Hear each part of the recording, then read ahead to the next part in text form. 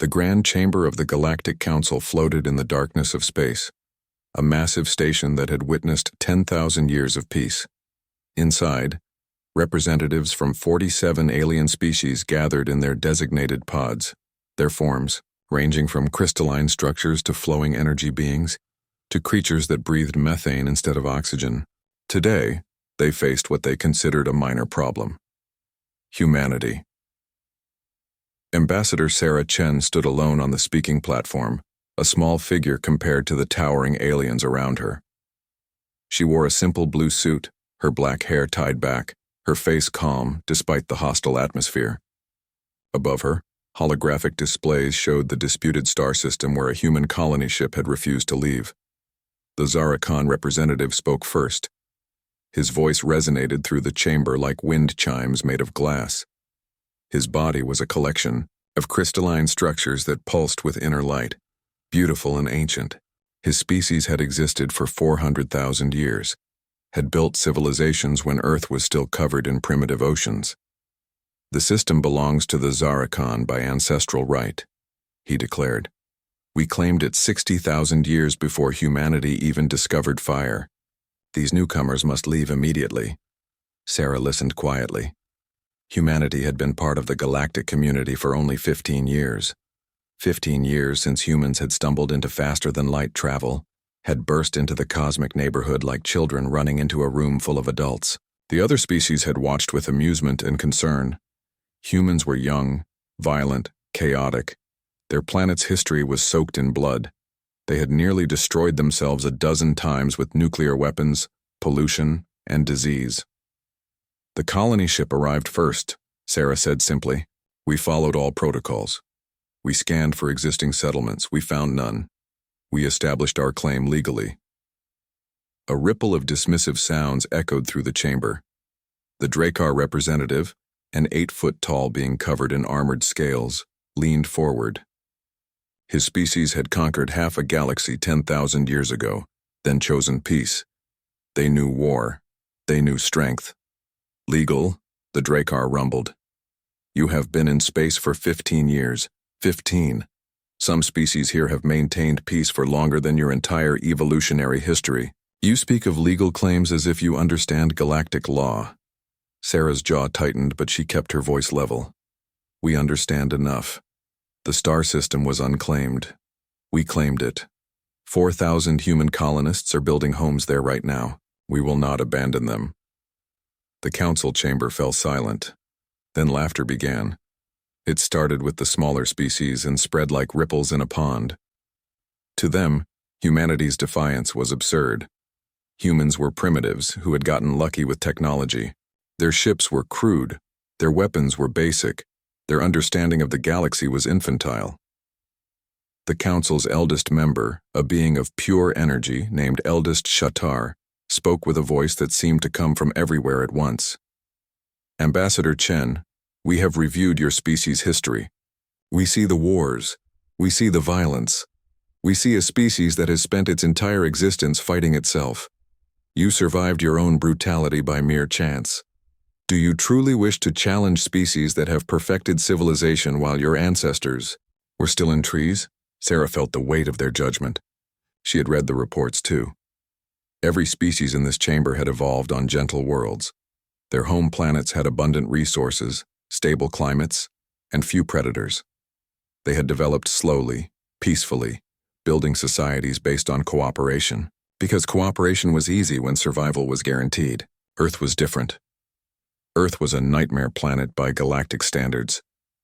Crushing gravity, extreme weather, thousands of diseases, predators everywhere. Humanity hadn't developed in peace. Humanity had clawed its way up from the bottom of the food chain, fighting for every meal every day, for millions of years. We do not wish to challenge anyone, Sarah said quietly. We simply wish to live in peace, but we will not abandon our people. The Zarakan representative's crystals flared brightly. Then you force our hand. The council will vote. If humanity refuses to evacuate the contested system within 30 cycles, we will take corrective military action. This is not a war. This is a lesson. You will learn your place in the galactic order. The vote was swift. 38 species voted for the ultimatum. Only 9 abstained. None voted against it. The message was clear. Humanity would obey or face consequences. Sarah stood silent as the judgment fell. She thought about the colony ship, about the families who had traveled for months to reach that distant star. She thought about the children being born there, taking their first breaths under an alien sun. She thought about Earth's history, about how many times humanity had been told to submit, to obey, to know their place. 30 cycles, she said finally. Very well. I will deliver your message to Earth. She turned to leave the platform, but the Drekar stopped her with a question. Ambassador, surely you understand this is futile. The Zarakan fleet numbers over 300 ships. They have weapons that can shatter moons. Your entire human navy has perhaps 50 vessels. What do you hope to accomplish with resistance? Sarah paused. She looked up at the towering alien warrior. When she spoke, her voice was soft, but every being in the chamber heard her clearly. Hope? We're not hoping for anything. We're just choosing not to run. She left the chamber. Behind her, the aliens discussed humanity with a mixture of pity and annoyance, and they pulled up Earth's history files again, reviewing the wars and conflicts. They saw World War I, where humans had slaughtered each other in trenches for years over a few miles of mud. They saw World War II, where entire cities had been reduced to ash. They saw countless smaller wars, endless cycles of violence. But they misunderstood what they were seeing. They thought humanity's violence was a weakness, a flaw, a sign of a broken species that barely survived its own nature. They didn't recognize it as something else entirely. Experience. The Zarakan began mobilizing their fleet. Other species offered support. 6 additional civilizations pledged ships to the operation. They would teach humanity humility. It would be quick, they assured each other. Humans would see the overwhelming force and surrender. No one wanted to actually hurt the primitive species. This was just about maintaining order. On Earth, in the headquarters of the Unified Defense Command, Admiral Marcus Webb received Ambassador Chen's report.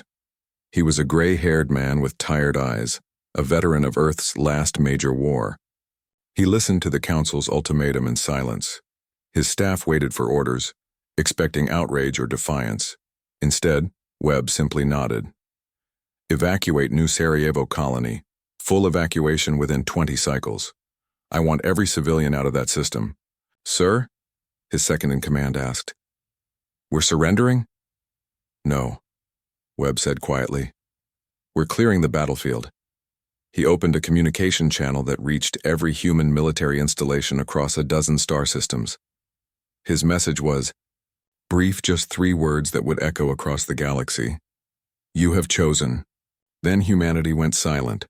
No more diplomatic protests, no threats, no demands. Earth's communication networks buzzed with activity, but nothing was transmitted to the galaxy at large. To the Council, it looked like humanity had accepted defeat. They had no idea that in shipyards around Earth and Mars, production had shifted to military vessels. They didn't know that humanity's best scientists were analyzing every bit of data ever collected about Council species, looking for weaknesses. They couldn't imagine that a species with only 15 years in space could possibly threaten civilizations hundreds of thousands of years old. The Zarakan fleet departed for the contested system, confident in their righteousness and their power. The Council watched and waited for humanity's inevitable surrender. They would not have to wait long. But the lesson they were about to teach was not the lesson they expected to give. In his office, Admiral Webb stared at tactical displays of the approaching alien fleet. A younger officer asked him if they could really win against such overwhelming numbers. Webb's response was simple. They think this is about winning. They're wrong. This is about surviving, and nobody survives like humanity. The Zarakan fleet emerged from faster-than-light travel at the edge of the contested star system. 317 ships materialized in perfect formation, their crystalline hulls reflecting the light of the distant sun. Fleet Commander Zareth watched the scanner displays with satisfaction. The human colony should be visible now, a small settlement on the 3rd planet. Instead, the scanner showed something impossible. The planet was empty. Every structure had been dismantled. Every human was gone. But the system itself was very much occupied. "Commander," his sensor officer chimed. "I'm detecting weapons platforms. Hundreds of them. Surrounding the entire inner system." Zareth's crystalline body pulsed with confusion. "That's impossible. We gave them 30 cycles. They had barely 20 to evacuate. How could they build defenses in such a short time?" He was about to learn something the Council had overlooked in their study of humanity. When survival was at stake, humans could accomplish in weeks what took other species years.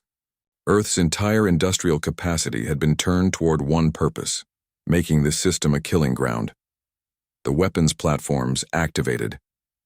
They were crude by galactic standards, simple railguns that threw chunks of metal at incredible speeds. The Zarikon fleet activated their shields, energy barriers that had protected them for thousands of years. The shields were elegant, perfect, refined through centuries of scientific development. The first railgun slug hit Fleet Commander Zareth's flagship. The shield held for almost 2 seconds. Then it shattered. The slug was vibrating at a specific frequency. Human scientists had studied every piece of data about Zarikon technology they could find. They had run simulations. They had tested theories. They had found the resonance frequency that would make crystalline shields tear themselves apart. The slug punched through the hull. Atmosphere vented into space. Zareth survived, but 12 of his crew did not. "All ships evasive maneuvers," he commanded. But the Zarikon had practiced warfare as an art form. Their maneuvers were elegant, predictable, following tactical doctrines refined over millennia. The weapons platforms had been programmed by humans who had spent the last 10,000 years learning to predict enemy movements. Every elegant maneuver put Zarikon ships exactly where the next volley was aimed. The battle lasted 3 hours.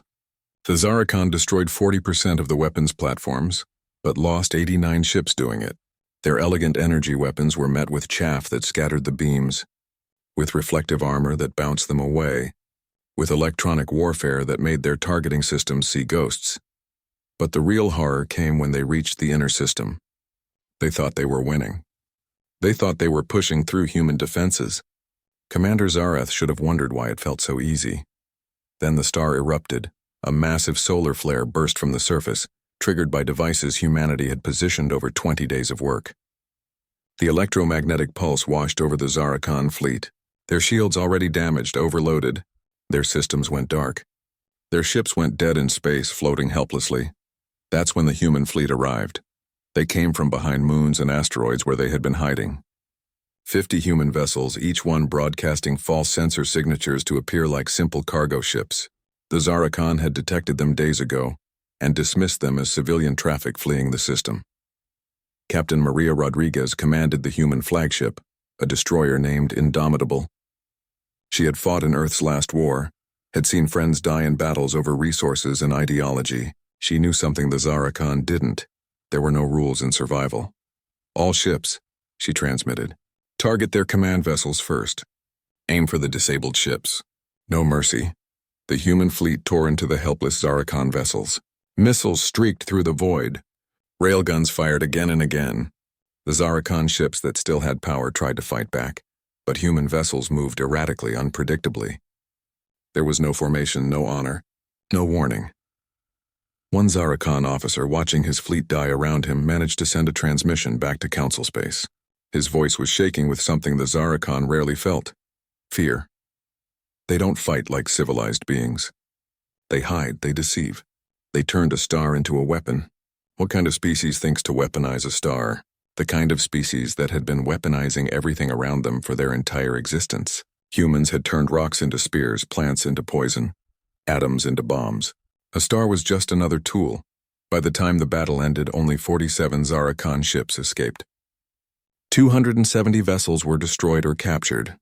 The pride of an ancient civilization was shattered in a single afternoon. Back at the Galactic Council station, the surviving commanders presented their report. They showed footage of the battle. They explained the tactics. They tried to make the Council understand. "They studied us," Commander Zareth said, his crystalline form dim with exhaustion. "Every weakness in our shields, every pattern in our maneuvers, every frequency our sensors use. They learned all of it in just 15 years of contact, and then they exploited all of it. They didn't fight with honor. They fought to win. The council chamber was silent. The Drakkar representative stood, his armored form towering over the others. The Zarakan were simply unprepared. They underestimated a primitive species. We will not make that mistake. 6 more species pledged their fleets. The council would show humanity that one victory meant nothing. They would crush this upstart species and restore order to the galaxy. But some council members were not so certain. A xenobiologist named Threnva, representing the Peaceful Meridian Consortium, requested permission to speak. She was a small bird-like creature with iridescent feathers. "With respect," she said carefully, "I think we should examine Earth more closely before escalating. I've been studying their biology, their evolution. There are concerning patterns." "Concerning?" The Drakkar representative scoffed. "They are primitives. What could possibly concern you?" Threnva displayed a hologram of Earth. "Their planet has gravity 1.3 times our standard. Their atmosphere has 21% oxygen, which is toxic to most species in high concentrations. Their planet hosts more predator species than any other world we've documented. Humans evolved as both predators and prey simultaneously." She brought up more data. "Every human has a skeleton capable of running for hours without stopping. Their reaction time is 3 times faster than the galactic average. They heal from injuries that would kill most of us. They can survive in temperature ranges that span 70 degrees. And most importantly, their brains are designed for adaptation. They can learn new skills in weeks that take other species generations. So they're durable," the Drakkar said dismissively. "That doesn't make them warriors." "No," Threnva said quietly. "What makes them warriors is that they've been fighting each other for their entire existence. Every generation of humans has known war. They don't practice combat. Combat is part of their nature." The council dismissed her concerns. They had numbers. They had technology refined over eons. They had experience spanning thousands of years of civilization. What did it matter that humans were durable or fast? Ships and weapons would decide this war, not biology. On Earth, Admiral Webb reviewed the battle reports from New Sarajevo. 1 victory, bought with careful planning and the element of surprise. The human fleet had lost 7 ships. Nearly 3,000 crew members were dead. It was the single largest loss of human life in space combat. Webb knew they couldn't win another battle like that. Surprise was gone now. The council would come prepared. They would come with overwhelming force, but he also knew something else. The battle had bought time, and time was what humanity needed. Every day more ships rolled out of Earth's shipyards. Every day human scientists analyzed the captured Zarakan vessels. Every day humanity learned and adapted. A young analyst approached his desk. "Sir, we've finished examining the Zarakan ships we captured. Their technology is incredible. Their power systems are centuries ahead of ours. Can we duplicate it?" Webb asked. "No, sir.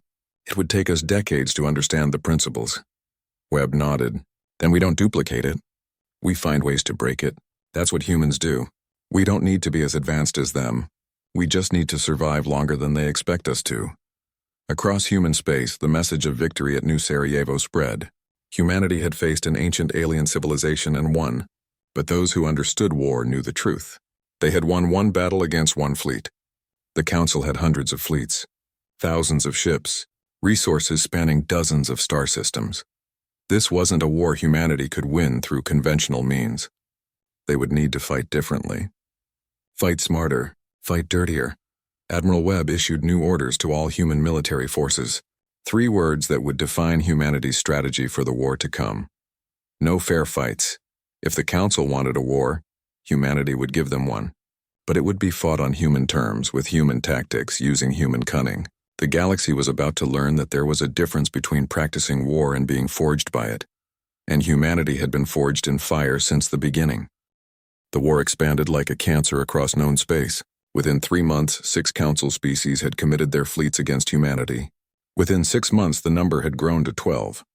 The council was confident.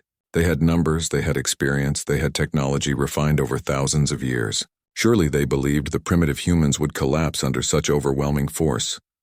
They were wrong. The Drakkar Empire attacked 3 human colonies simultaneously, expecting quick victories. The Drakkar were legendary warriors, their ships powerful, their tactics proven across 10,000 years of conquest and peace. They arrived at the human colony of New Hebron with 200 vessels, ready for glorious ship-to-ship combat. They found the colony abandoned. Every human had evacuated 2 days before. The Drakkar landed occupation forces anyway, claiming the world as their prize. They set up command centers, established patrols, and settled in to hold their conquest. Then the attacks began. Human civilians hadn't evacuated. They had hidden, in the forests, in the mountains, in underground tunnels. They struck at night, attacking supply convoys and patrol units. They used improvised explosives. They sabotaged equipment. They knew every inch of their world, and they used that knowledge like a weapon. The Drakkar were warriors, yes, but they were accustomed to honorable combat. They didn't understand this new kind of war. A Drakkar patrol would disappear in the night.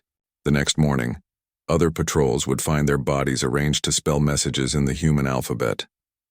Go home. Drakkar Commander Vorkin sent increasingly frustrated reports back to his homeworld. They don't fight like soldiers. They dress like civilians. They hide among the population. When we chase them, they vanish. When we stop looking, they strike again. How do we fight an enemy that won't face us? The answer came from an elderly Drakkar general who had studied ancient wars. You're fighting an insurgency. Your ancestors fought wars like this 10,000 years ago. Before we became civilized, the humans never stopped. This is how they still fight. 3 months after the Drakkar occupied New Hebron, they withdrew. They had lost 50 ships to attacks on their supply lines. They had lost 3,000 soldiers to ambushes and traps. They hadn't fought a single proper battle. The stress and constant fear had broken their morale. On 2 other worlds, similar stories played out. Human colonies became nightmares for their occupiers. The council species didn't understand. They kept asking, "Where is your army? Where are your soldiers? Why won't you fight properly?" Humans had an answer, though the aliens didn't want to hear it. Everyone was a soldier when survival was at stake. The war took on a terrible pattern. Council fleets would attack human worlds. Humans would evacuate civilians and turn the planets into traps. Or humans would stay behind and wage guerrilla war. Council forces would suffer constant harassment. Meanwhile, human ships struck at Council supply lines, at merchant vessels, at anything that wasn't military. The Council called it terrorism. Humanity called it total war. Admiral Webb coordinated the defense from Earth, and his strategy was simple. Make every victory cost more than the Council was willing to pay. Humans couldn't win in straight battles. They were outnumbered and outgunned. But they could make the war so costly, so painful, so frustrating that the Council would eventually give up. The turning point came at the Battle of Hadley's Hope. A Council fleet of 4 species, over 400 ships, attacked the human mining colony. They expected the usual. Evacuated cities, booby traps, maybe some guerrilla resistance. Instead, they found the colony defended by a fleet of 80 human vessels and a population that refused to leave. The battle was brutal. Human ships dove into the Council formation, breaking every rule of engagement. They rammed enemy vessels when their weapons ran dry. They used their own ships as shields for others. They fought with a desperation that horrified the Council observers.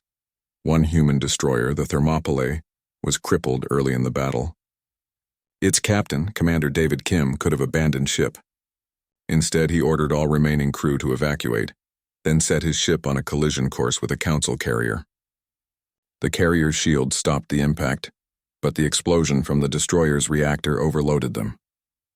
2 other human ships immediately targeted the carrier and destroyed it. Commander Kim's last transmission was simple: worth it. Humans lost 63 ships at Hadley's Hope. 20,000 crew members died. But the Council lost 218 vessels. 4 species withdrew their fleets entirely after the battle, unwilling to accept such casualties.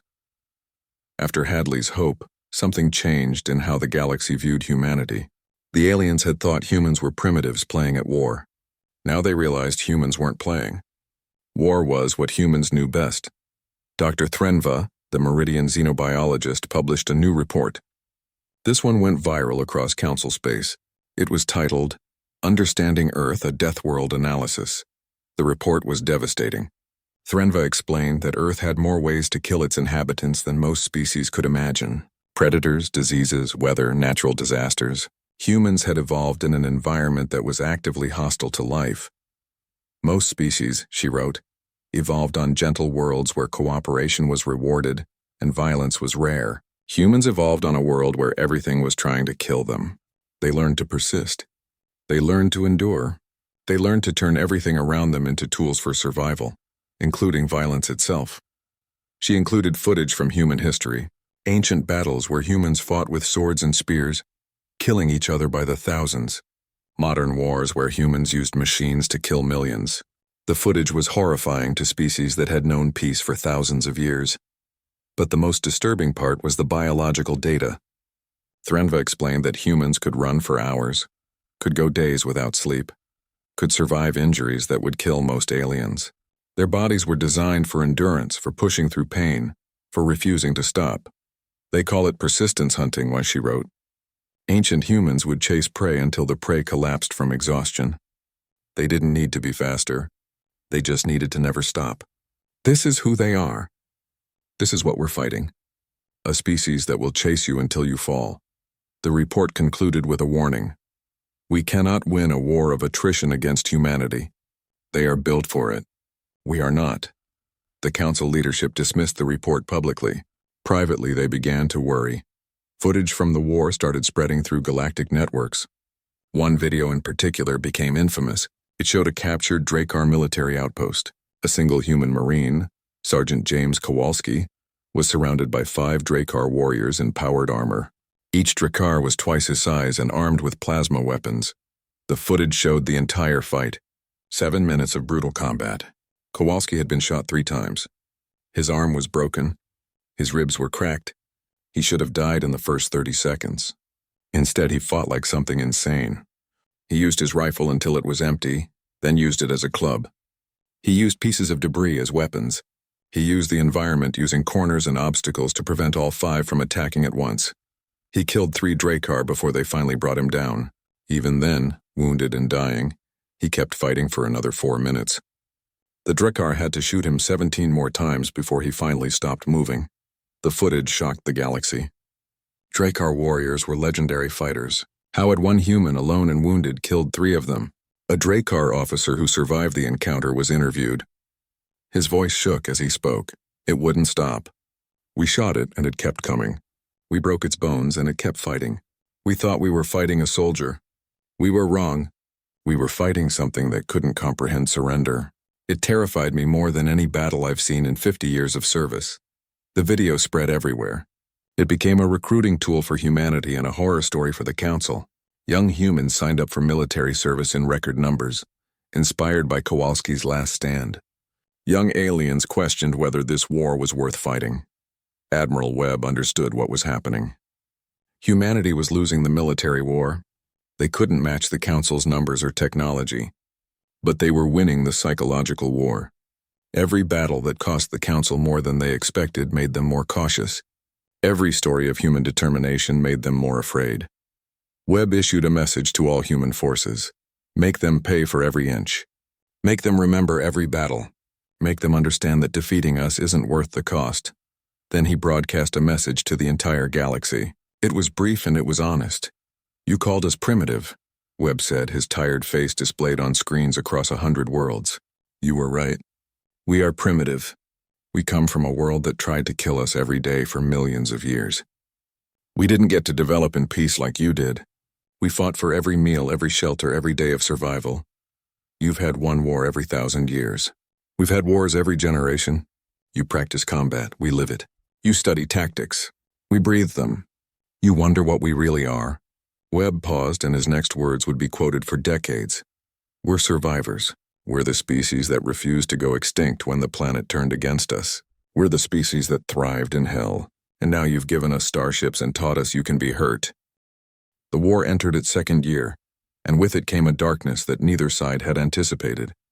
What had started as a police action against an upstart species had transformed into a brutal conflict that was changing both sides in terrible ways. The council, frustrated by their inability to break human resistance, made a decision that would haunt the galaxy for generations. In a closed session with only the core member species present, they authorized the use of planet-killer weapons. If humanity would not surrender, if they would not accept their place, then human worlds would be eliminated entirely. The authorization was given with heavy hearts and careful justification. It was for the greater good, they told themselves. It was necessary to save lives in the long run. It was humanity's fault for refusing to be reasonable. The justifications didn't make it less genocide. The agricultural world of New Harmony was chosen as the first target. It was a peaceful colony, home to 4 million humans who grew food for other settlements. It had no military significance. That was exactly why the Council chose it. They wanted to send a message. Surrender or watch your worlds die. Human intelligence detected the Council fleet 6 hours before it arrived. 6 hours to evacuate 4 million people. It was impossible. The colony had perhaps enough transport ships to move 100,000 at most. Admiral Webb made the hardest decision of his life. He ordered the military to evacuate as many as they could, prioritizing children and those with critical skills. 4 million people. 6 hours. The math was brutal. When the Council weapon fired, it tore through New Harmony's crust, triggering volcanic eruptions across the entire planet. The atmosphere ignited. The oceans boiled. Everything died. Humanity managed to save 98% of the population in those 6 hours. It was a miracle of logistics and desperation. But 2% of 4 million meant 80,000 people still died. 80,000 men, women, and children who were burned alive or suffocated or crushed when their world ended. Earth went silent for 48 hours after New Harmony died. No communications. No broadcasts. The galaxy waited to see if humanity would finally surrender. They didn't understand humanity at all. When Admiral Webb finally spoke again, his message was cold and simple. You showed us what you're willing to do. Now we'll show you what we're capable of. The rules are gone. There are no civilians anymore. There are no innocent targets. You wanted total war. You have it. What followed would be called many things by historians. The Council called it barbarism. Humanity called it survival. The truth was somewhere in between, and it was uglier than either side wanted to admit. Human fleets stopped taking prisoners. Council ships that surrendered were destroyed anyway. Human special forces began operations against Council industrial worlds, sabotaging factories and power plants. The targets were chosen carefully. Maximum economic damage, but structures, not populations. Yet accidents happened. Civilian casualties mounted. Then human scientists finished a project they had started months earlier. They had studied every Council species' biology, looking for weaknesses. What they found was disturbing and effective. Each species had unique vulnerabilities. The Zarakon's crystalline structure could be shattered with specific sonic frequencies. The Drakar's thermal regulation could be overwhelmed. The methane-breathing Kolvar could be suffocated with simple chemical reactions. Humanity began deploying species-specific weapons. Not killing, not at first. Weapons designed to cause maximum pain and disability. The message was clear. We can hurt you worse than you can hurt us. And we will if you don't stop. The Drakar homeworld suffered first. A human black operations team infiltrated their capital and released a biological agent into the primary food synthesis plant. The agent wasn't lethal to Drakar, but it destroyed the plant's ability to produce certain proteins. Within 2 weeks, 10 million Drakar were suffering from severe malnutrition. Within a month, thousands had died of starvation. The galaxy was horrified. This was terrorism, they said. This was a war crime. Admiral Webb's response was broadcast publicly. You killed 80,000 of our civilians to make a point. We targeted your infrastructure to make you stop. You don't get to claim moral high ground when you started this. You wanted to teach us a lesson about power. Lesson learned. Now here's ours. We're willing to go further than you are. Back on Earth, protests erupted. Millions of humans took to the streets demanding an end to the atrocities. Dr. Sarah Chen, the former ambassador, became the leader of the peace movement. She gave speeches condemning the military's tactics, calling for negotiations, pleading for humanity to not become the monsters the Council had feared. She managed to arrange a meeting with Admiral Webb. It took place in his office, away from cameras and reporters. Just two people who had once worked together, now on opposite sides of a moral divide. We're becoming what they said we were, Sarah told him. We're proving them right. Every atrocity we commit makes it harder to claim we deserve to exist. Webb looked tired. He had aged 10 years in the 2 years of war. You think I don't know that? You think I sleep well at night? I carry every death on my conscience, Sarah. Every single one, but I carry them so that humanity survives. Someone has to be willing to make the hard choices. There's a difference between hard choices and war crimes, Marcus. Is there? Webb asked bitterly. The Council tried to exterminate us. They killed New Harmony to scare us. They're the ones who made this total war. I'm just ensuring we survive it. History can judge me later, but only if there's a humanity left to write that history. Sarah left without changing his mind, but she didn't stop protesting. Even in the midst of war, humanity argued with itself about right and wrong. It was something the Council species didn't understand. To them, orders were orders. To humans, everything was debatable. Then a Council intelligence officer named Lisha defected to humanity. She was from the Meridian Consortium, one of the more peaceful species. She brought with her data files that would change everything. The files contained recordings of the secret council sessions before the war began. They showed the truth. The war was never about the colony dispute. The Elder Council species had identified humanity as a threat years earlier. They had seen humanity's rapid development, their aggressive expansion, their potential, and they had decided that the safest course was elimination before humanity could become too powerful. The colony dispute was just an excuse. The war was always meant to be genocide. Admiral Webb released the recordings to the entire galaxy. Every species, every world, heard the Council elders discussing humanity's extermination in cold, calculated terms. One Zarakan elder spoke clearly in the recording. Better to end them now while they're young and weak. Another 1,000 years and they'll be unstoppable. We must act now for the good of galactic civilization. The revelation split the Council. 12 species immediately withdrew their support for the war, horrified to learn they had been manipulated into attempted genocide. But the core members, the ones who had made the decision, refused to back down. They argued it had been necessary. They argued humanity had proven them right with their brutal tactics. They argued it was too late to stop now. The war continued, but it had changed. It was no longer about territory or politics. It had become existential for both sides. The Council fought to prove they had been right to fear humanity. Humanity fought to prove they deserved to exist. Admiral Webb initiated Operation Homefront. Every human world, every colony, every orbital station was transformed into a war factory. The economy was fully militarized. Food was rationed. Luxuries vanished. Every human resource was directed toward one goal: victory. The shipyards of Sol system began producing a new warship every 6 hours. They weren't elegant vessels.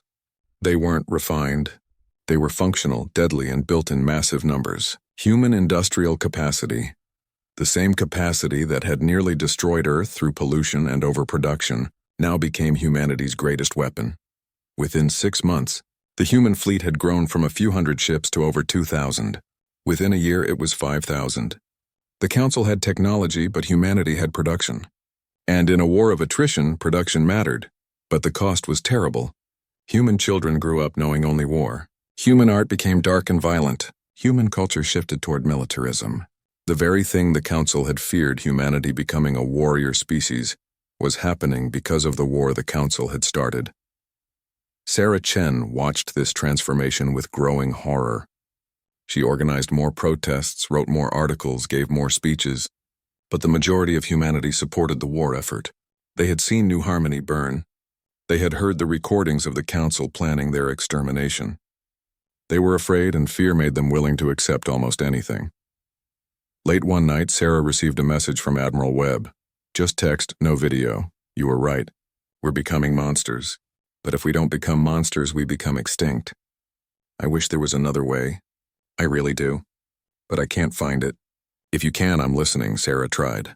She reached out to the remaining moderate Council species. She proposed negotiations. She offered compromises. But every proposal died because neither side could trust the other anymore. Too much blood had been spilled. Too many atrocities committed. The war entered its 3rd year, and the galaxy barely recognized itself. Ancient civilizations that had known peace for thousands of years now knew only conflict. Humanity, the newcomers who had stumbled into space just 18 years ago, had become the most feared military force in known space. The tide had turned. Humanity's massive production capacity, their willingness to sacrifice, their terrifying adaptability, All of it had combined to shift the balance of power. The Council fleets were in retreat across multiple fronts. Human ships, once crude and simple, had incorporated captured alien technology and improved upon it. They weren't as elegant as Council vessels, but they worked, and there were thousands of them. 12 Council species had already withdrawn from the war, signing individual peace treaties with humanity. They recognized the truth. Humanity could not be eliminated, and continuing to try would only result in their own destruction. But 5 core species refused to surrender. The Zarakon, the Drakkar, and 3 others. They had started this war. They had committed to genocide. To surrender to the primitives now would be unthinkable. Admiral Marcus Webb, now graying and worn beyond his years, stood in the war room on Earth, looking at tactical displays. His staff had just presented him with projections. At the current rate of advancement, humanity could take the war to the Council homeworlds within 6 months. They could win, completely, totally, but the cost would be astronomical, millions more dead, entire civilizations destroyed. And humanity would become exactly what the Council had feared. A species built for war, defined by violence, unable to ever truly be at peace again. Webb made his decision. He would end the war in one of 2 ways: complete victory or negotiated peace. There would be no middle ground. No long stalemate. He gathered his best strategists and gave them their orders. Plan an assault on the 3 primary Council homeworlds simultaneously. The operation would be called Endgame. 3 human fleets were assembled. Each one contained over 1,500 ships, the largest military formations humanity had ever created. They would strike at the heart of Council power. Not to conquer, but to prove a point. Humanity could reach anywhere, hurt anyone, win any fight. The first fleet, under Captain Maria Rodriguez, would target the Zarakon homeworld, the crystalline planet of Zara Prime, home to their oldest cities and their primary government. The second fleet would hit the Drakkar capital. The third would strike at the Council station itself, the diplomatic center of galactic civilization. The fleets departed from Sol system with no fanfare, no speeches, just cold determination. 3 years of war had changed humanity. There was no glory in this, no excitement, just grim necessity.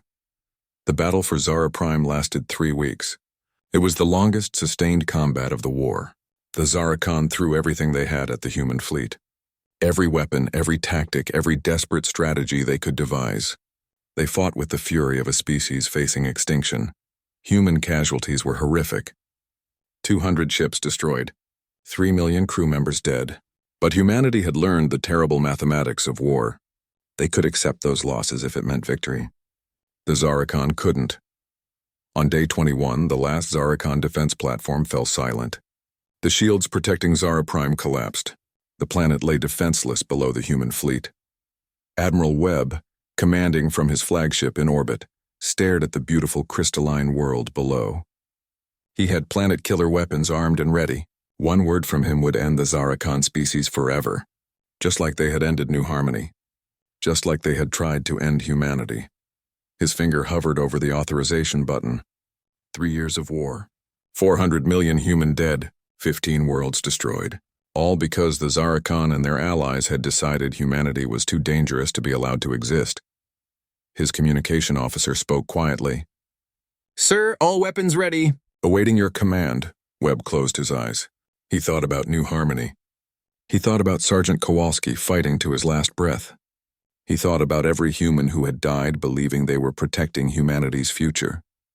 He thought about what Sarah Chen had said, "We're becoming monsters." Then he thought about something else. He thought about what would come after. If he destroyed Zara Prime, the war would continue forever. There would be no peace, only revenge and counter-revenge until one side was completely extinct. That wasn't survival. That was just slow mutual suicide. Webb opened a channel to all Council worlds. Every species, every faction, everyone would hear what he said next. 2 years ago, you declared war because you thought we were primitive and violent. You were right.